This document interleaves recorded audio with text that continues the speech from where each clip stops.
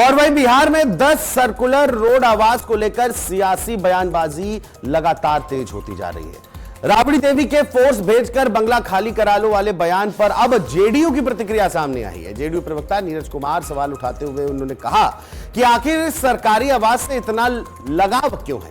उन्होंने यह भी कहा कि राबड़ी देवी के पास अन्य आवासीय विकल्प मौजूद हैं, फिर भी बंगला खाली करने को लेकर विवाद खड़ा किया जा रहा है। देखिए, माननीय राबड़ी देवी जी की यह भाषाई हठधर्मिता है। आखिर कारण क्या है? इस कारण का खुलासा करिए कि 10 नंबर में ही क्यों रहेंगे। क्या उसके अंदर तहखाना है? क्या उसमें ऐसे तहखाना है जिसमें जमीन का कागजात है?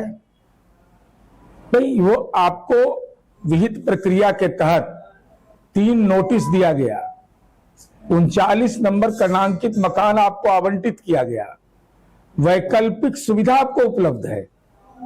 पटना में 43 बीघा जमीन है, महुआ बाग में शानदार किला बन रहा है, जो प्रक्रियाधीन है, जहां मीडिया के लोगों का भी प्रवेश वर्जित है। अब वैकल्पिक रूप से महुआ बाग बनने में समय लगेगा, किला बनने में एक लंबा अवधि लगेगा। तो कौटिल्य नगर में मकान बन रहा है, बेटा तेजस्वी यादव जी के नाम से मकान आवंटित है। तो आखिर इस सरकारी मकान से, बंगला से मोह क्यों है? तो वही आपको बता दें कि भवन निर्माण मंत्री लेसिंग सिंह ने भी कहा कि पूर्व मुख्यमंत्री राबड़ी देवी को पहले ही 39 होर्डिंग रोड का सुसज्जित सरकारी आवास आवंटित किया जा चुका है। उन्होंने कहा कि विभाग की ओर से नियमों के तहत कई बार नोटिस भी जारी किए गए हैं।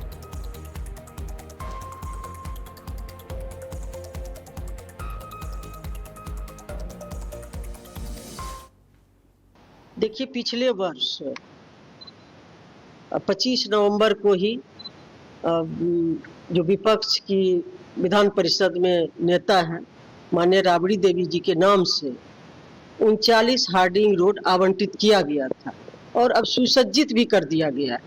तो पहले भी विधि सम्मत विभाग से खाली कराने का नोटिस भी समय समय पर जारी किया गया था। क्योंकि किन्हीं के नाम से वो आवंटित नहीं था, अब फिर पुनः मंत्रिमंडल का विस्तार हुआ और कई नए माननीय मंत्रीगण को भी आवास की जरूरत थी, जिसमें कि माननीय मंत्री नंदकिशोर राम जी ने भी इच्छा जाहिर की थी कि हमें भी एक सुसज्जित बंगला चाहिए। तो उनके नाम से 10 सर्कुलर रोड माननीय मंत्री नंदकिशोर राम जी के नाम से आवंटित किया गया है। तो अब ये स्वाभाविक है कि विधि सम्मत विभाग ने नोटिस जारी किया है खाली करने का, उनको भी मकान देना है। जो हमारे नए माननीय मंत्री गण ने शपथ लिया है, उनको भी आवंटित करना है मकान। उसी सिलसिले में ये विभाग ने निर्णय लिया।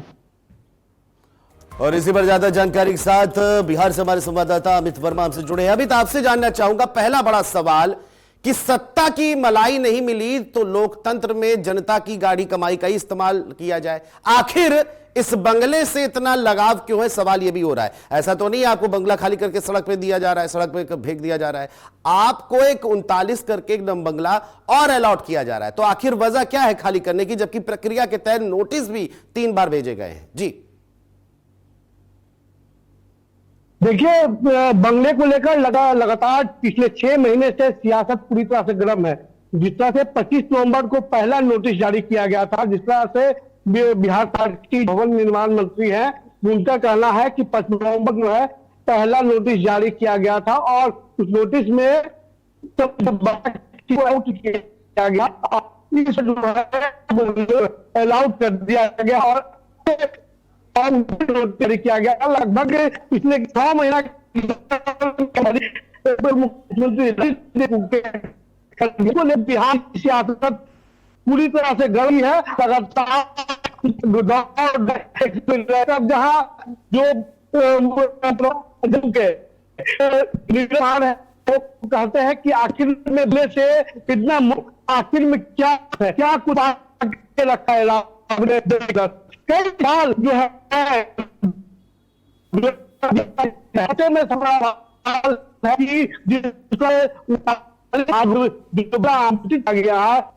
राबड़ी देखो वहां है। तो सबसे बड़ा सवाल बिहार राजनीति और जैसे 2 दिन जिस नोटिस आई है उसके बाद फिर बिहार की राजनीति गर्म हो गई है। ऐसे में अब जिस तरह राबड़ी ने बयान दिया अमित, एक और सवाल इस पर यह बनता है कि जिस तरह से जेडीयू प्रवक्ता नीरज कुमार ने कहा कि क्या वहां कोई तहखाना है जिसमें जमीन से जुड़े कागज रखे गए हैं। जमीन से तो लालू परिवार का पुराने ही विवादों में से नाता रहा है, लेकिन क्या ये चीज सत्य साबित करती नजर आ रही राबड़ी देवी जी?